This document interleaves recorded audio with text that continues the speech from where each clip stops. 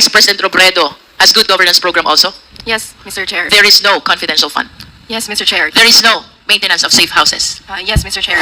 Same program, good governance program of Vice President Duterte, biglang nagkaroon ng maintenance of safe houses. 2022 last quarter, 16 million for maintenance of safe houses. Followed by 2023 first quarter, another 16 million. This was followed by 2023 second quarter, another 16 million for maintenance of safe houses. And finally, 2023 third quarter, 5 million maintenance of safe houses. These are my questions to Ms. Villa Del Rey. Ma'am, you confirm that you are the Chief Accountant of OVP? Yes, Your Honor. May we know how long have you been working at the Office of the Vice President? I was started in the OBP since 1990, Your Honor. I'm already in my 34th year. 1990. Yes, Your Honor. Can you please share with us who was the Vice President then? It was still Vice President Doy Laurel, Your Honor. Doy Laurel. Salvador Laurel. My question for you, Ms. Villa Del Rey, would it be correct to say that during the time of Vice President Duterte, there are two kinds of key officials? One are those who have been with the OVP for so long a time, like you. And the other kind are those who came along with the Vice President, either from the Davao City LGU or from her electoral campaign. Would that be correct? Tama po, Your Honor. Kapag sinabi po ba natin na key officials who have been with the OVP for so long a time, tama po bang tawagin to na career officials? Tama po, Your Honor. And with respect to those who came along with the Vice President, either from the Davao City LGU or from her electoral campaign, are these what we call the coterminous or confidential officials? Tama po, Your Honor. Just for the enlightenment of the committee, Ms. Villa Del Rey, can you please cite at least some names of the key officials of OVP who are career officials? From SG24 Division Head, Your Honor, down to rank and file, Your Honor, all other officials are coterminous or appointed officials. You said SG24 down to rank and file are career officials. Tama po, Your So Honor. would it be correct to say that if the officials are higher than SG24, these are the confidential officials? Coterminous and confidential officials, Your Honor. What is the difference, if there is any, between coterminous and confidential officials? For coterminous employees, officials, Your Honor, they are, as I understand din po ito, is within the term po of the current administration or the current Vice President. And how about confidential officials, if there's any difference? Same coterminous, Your Honor. So there is no difference at all between coterminous and confidential officials. As a matter of fact, I have observed that these two terminologies are being used interchangeably. Do you confirm that, Ms. Villa Del Rey? For me, Your Honor, yes po. Okay. With respect to the confidential officials or coterminous officials, can you please name some or few officials who were brought in to the OVP by Vice President Duterte? Based on the positions, Your Honor, we have the Chief of Staff, the Assistant Chief of Staff, the Director for Operations, the Director for SMO, Director for Admin and Finance, and all other coterminous employees under the said officials. Does that include the Special Disbursing Officer? Yes, Your Honor. What salary grade is SDO? For our SDO, for confidential is, if tama po yung pagkakatanda ko, is SG24. SG24, but earlier you said if it is SG24 down to rank and file, that is career officials. And if that is higher than SG24, then that will be confidential officials. Can you please enlighten us on this? There are positions po na SG24, but they are not division heads under career or under permanent plantilla positions, Your Honor. SG24 under coterminous. How many SDO do you have? I cannot recall, Your Honor, but we have SDO for various activities. We have SDO for confidential fund. And you confirm that the SDO for confidential fund is Gina Acosta. Yes, Your Honor. And what salary grade is that? SG24, Your Honor. SG24 career official. Non-career po. Non-career official. Ms. Villa Del Rey, I understand that in August 2022, the Office of the Vice President requested for augmentation fund, which includes confidential fund. Do you confirm this? Your Honor, may I refer your question to our budget officer? Yes, please. Mr. Gelvin, you're recognized. Thank you, Mr. Chair. Mr. Chair, I confirm that there was a request to DBM for the augmentation of fund of OVP in August FY 2022. May we know, sir, how long have you been connected to the OVP? I have been with OVP since 2014, since former Vice President Binay, ma'am. Vice President Binay. So I believe that you are in the best position to answer whether during the time of Vice President Leni Robredo, mayroon din po bang confidential fund nung time ni Vice President Leni Robredo? There was no confidential fund during the term of Vice President Leni Robredo. There was no confidential fund during the time of Vice President Leni Robredo. How about during the time of Vice President Jejomar Binay? I am not a budget officer during that time, ma'am, so I have no knowledge. But per records, I think earlier years of his term, meron pong confidential fund. Would you be able to enlighten us how many times did Vice President Binay requested for confidential funds during his term? I cannot give definite answer, ma'am, but upon checking the documents available in the office, there was a series of correspondences regarding confidential fund. However, there is also correspondences reflecting to return or to revert back the release of confidential fund. There are sources which say that Vice President Jejomar Binay had confidential fund only once. But of course, this is subject to your verification. I will check, Madam Mr. Chair. I wish to go back to Ms. Villa del Rey, but I would not mind, Kevin, if you will continue answering my questions. She's temporarily out. Would it be correct to say, sir, since there are no confidential funds during the time of Vice President Robredo, and Vice President Jejomar Binay only had once, would it be correct to say that the career officials of Vice President of the Office of the OVP during the time of Vice President Sara are not used or inexperienced with respect to confidential fund? I would agree, Mr. Chair. However, we are always guided by certain circulars or guidelines.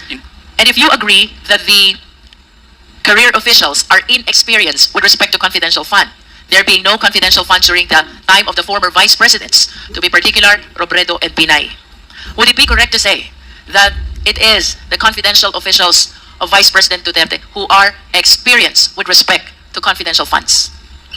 I have no information, Mr. Chair, with regard to the experience of the coterminous or confidential employees of this administration. Do you know Yusek Sulaika Lopez? Yes, Mr. Chair. Would you know where she came from before she assumed her position at the OVP? During that time, I think she was previously she was the city administrator of. And would you know how long she was employed as city administrator in Davao? No, Mr. Chair, I have no information. But at least would you know how long was she connected with Davao City LGU prior to OVP stint? I cannot remember, but during the first, I think payroll, of course, attachment of those documents are the service records, but I have no exact or number of years to tell the committee of Attorney Sulaika Lopez as employee of the Davao LGU. How about Miss Gina Acosta? Do you know her? Yes, Mr. Chair. Would you know where she came from? Same from Davao LGU. And would you know how long she was connected to Davao City LGU prior to her assumption of office at the OVP? No, Mr. Chair. Mr. Chair, I just want to manifest that during the previous hearings, we were able to present already before the committee the confidential funds of the city of Davao since 1988. And if my memory serves me right, during the time of then Mayor Sara Duterte, the confidential fund was 420 million, and then it was raised to 460 million until she finished her term as mayor of Davao City. Having this in mind, sir, Yes, Mr. Chair. would you agree with me if I would say that Yusek Sulaika Lopez and SDO Gina Acosta are well experienced with regards to confidential fund? I cannot surmise, Mr. Chair, because I have no knowledge of their position or participation in the Davao LGU. Let us proceed to the fiscal and financial plan. I hope you are in a position to answer this. May we request the Secretary to please flash the fiscal and financial plan. Based on this document, sir, the OVP requested for 250 million confidential funds. This is for the fourth quarter of 2022. Kaka-assume lang po ng opisina ng ating Vice Presidente. And this is for the implementation of the Good Governance Program. Do you confirm this? I confirm the document, Mr. Chair. And according to this document, the amount of 250 million confidential funds is supposed to be spent for a period of 3 months, equivalent to 90 days, representing the fourth quarter of 2022. Tama po ba? I confirm, Mr. Chair. And to be specific, that would mean October, November, and December of 2022. I agree, You Mr. confirm? Chair. And of course, you are aware also that the entire amount of 250 million was not approved. Am I correct? Yes, Mr. Chair. And what was approved by the DBM only was 125 million. Tama po? That's correct, Mr. Chair. Considering that the program that was presented to the DBM for that 250 million is 3 months, equivalent to 90 days, representing the last 3 months of the year 2022. Tama po bang sabihin that with regards to the approved 125 million confidential fund, this is supposed to be spent for a period of 1.5 months, equivalent to 45 days, part of the last quarter of 2022? I cannot I cannot tell that the amount of 125 million must be spent for 1.5 months, ma'am. But at Because- least, sir, if we will be basing it on the fiscal and financial plan, which presented the 250 million as expenses to be incurred for the last quarter of 2022, which is equivalent to 3 months or 90 days, if the TBM approve only one half, then it is reasonable to assume that 125 million representing one half is supposed to be spent in one half number of days of the supposed 90 days, and that is 45 days. Is that a reasonable interpretation? Yes, Mr. Chair. I think It is a reasonable interpretation. Of course, we wish to manifest to the committee 250 million po ang request na confidential fund under the Good Governance Program.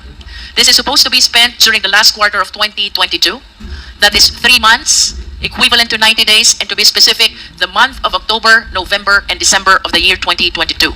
Considering, Mr. Chair, that what was approved was only one half of the requested amount, that is 125 million, I wish to believe that this is supposed to be spent in one half of the presented period, that is 45 days or 1.5 months of the last quarter of 2022.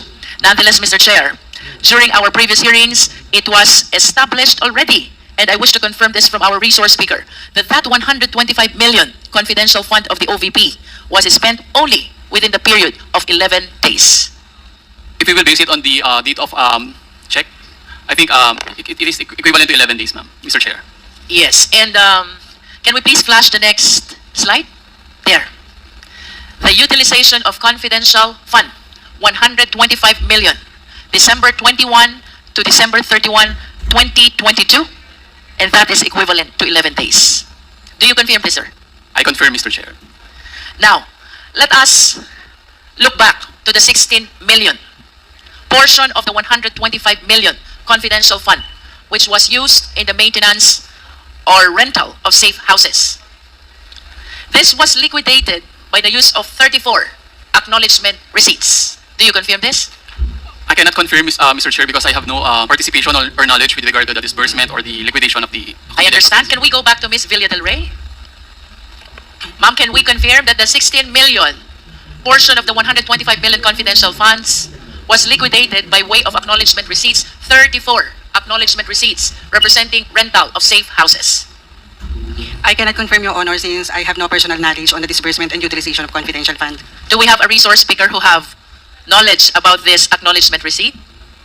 There is none. Nevertheless, Mr. Chair, let this representation manifest that the records show that the 125 million confidential fund was approved for the last quarter of 2022, and 16 million out of the same amount was liquidated by way of 34 acknowledgement receipts representing rental of safe houses. And I wish to further manifest, Mr. Chair, that the lowest amount among the 34 acknowledgement receipt is 250,000, which was spent for 11 days, representing the rental of 22,000 per day for the said safe house.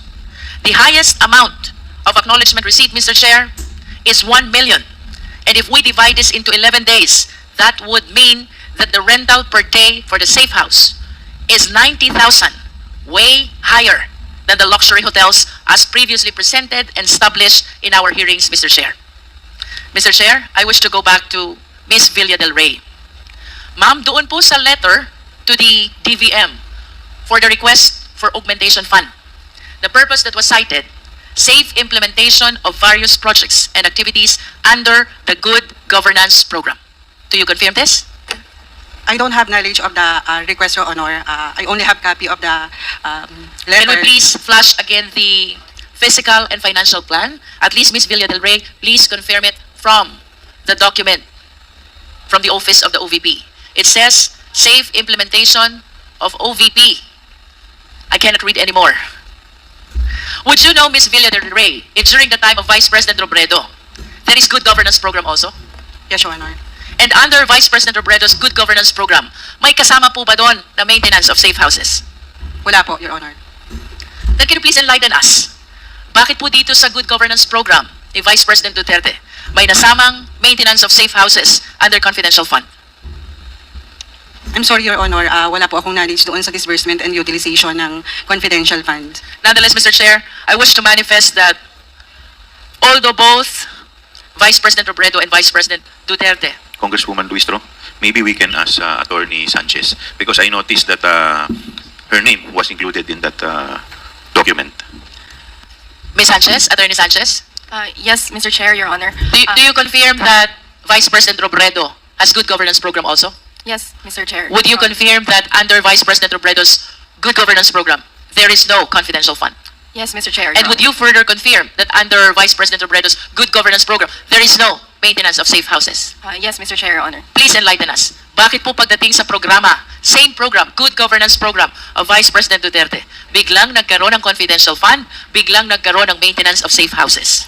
Your Honor, the budget was proposed by the Office of the Vice President, and it would be for different programs, Your Honor. But as to the details, Your Honor, I do not have information on the specific details and items to be spent under the confidential expense. Would it be Your Honor. correct to say that the key officials of Vice President Duterte altered the menu of the good governance program of then Vice President Robredo? Mr. Chair, Your Honor, I think that would be a possible explanation, Your Honor. And are they really allowed to alter the program? Mr. Chair, Your Honor, from my understanding, Your Honor, yes, that may be allowed because in the budget of the OVP, there is a general item, Your Honor, only, which is the good governance program. In other words, Attorney Sanchez, that good governance program is just a nomenclature. It's like And as to what will be the menu under the good governance program, that will depend on the Vice President. Am I correct? Mr. Chair, Your Honor, that is my understanding, Your Honor. And who therefore prepared the program of the good governance program under the time of Vice President Duterte? Mr. Chair, Your Honor, that would be the Office of the Vice President, Your Honor. Can you please cite the name? Who in particular among the key officials prepared? Your Honor, I do not have the specific information on who the particular persons who prepared, but the request was submitted to the Budget Division, Your Honor. Nevertheless, Mr. Chair, in spite of the admission of Attorney Sanchez that they can alter, what is clear, the program Good Governance under Vice President Duterte suddenly include confidential fund and maintenance of safe houses, items which were never seen and which were never included in the program of Vice President Robredo. Am I correct, ma'am? That is correct, Mr. Chair. Another important observation, Mr. Chair, Attorney Sanchez. Last quarter of December 2022, OVP spent 16 million for maintenance of safe houses. Do you confirm? I have no personal knowledge, Your Honor. May we know if any one of you has personal knowledge about this? Ms. Villa del Rey? None, Your Honor. Nevertheless, let me finish this manifestation. 2022 last quarter, the OVP spent 16 million for maintenance of safe houses. This was followed by 2023 first quarter, another 16 million for maintenance of safe houses. This was followed by 2023 second quarter, another 16 million for maintenance of safe houses. And finally, 2023 third quarter, this time 5 million maintenance of safe houses. The only conclusion that I can derive from 2022 last quarter to the third quarter of 2023, meron kayong informants or assets whom you are keeping in the safe houses that the OVP is renting. The question, however, is, why suddenly, pagdating ng last quarter ng 2023, wala nang expenditure for safe houses or not even for confidential fund? Saan po napunta yung informant at assets nyo which you have been keeping in your safe houses from the last quarter of 2022 to the third quarter of 2023? Yun po ba inabandon ng OVP? Yun po ba biglang nag-disappear? I understand that you have no personal knowledge, but at least please give us a reasonable interpretation of what happened. Why suddenly, in the last quarter of 2023, nawala ang maintenance ng safe houses, which means nawala din ang informants at saka assets. Where did they go? Ms. Villa del Rey? I'm sorry, Your Honor, I cannot answer the question since I don't have really knowledge of the utilization of the confidential fund. Attorney Sanchez? Your Honor, I also apologize, same as the answer of Ms. Villa del Rey, Your Honor. Mr. Kevin? Same, Mr. Chair, I have no knowledge or participation in the utilization of the confidential funds. Ms. Rabago? Same, Mr. Chair. I don't have a personal knowledge on the utilization of the confidential Ms. funds. Villa del Rey, can you at least tell us who has the personal knowledge over these matters? Based on the JC and based on the issuance of cash advance, it is the Special Disbursing Officer, Who is? the Accountable Officer. Can you please cite the name of the Special Disbursing Officer? As shown in the check, Your Honor, it is Ms. Gina Acosta. And apart from Ms. Gina Acosta, who else has personal knowledge over these matters?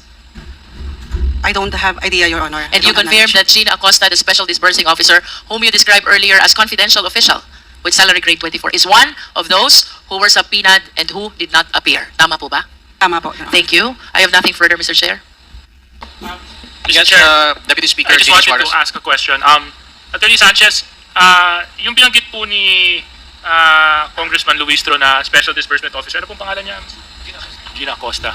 Yeah. She was the one cited in contempt, correct? Yeah. Along with Fajarda. Okay. Okay. I just wanted to get that clear. Thank you very much. Welcome to TeamSam TV, your channel for the latest news updates. Here, we break down the biggest stories from around the globe, covering everything from breaking news to politics. Whether you want to stay informed or just catch up on what's happening, we've got you covered. So, don't forget to subscribe and hit that notification bell so you never miss out on the latest news. Join the TeamSam TV family and let's explore the world together, one update at a time.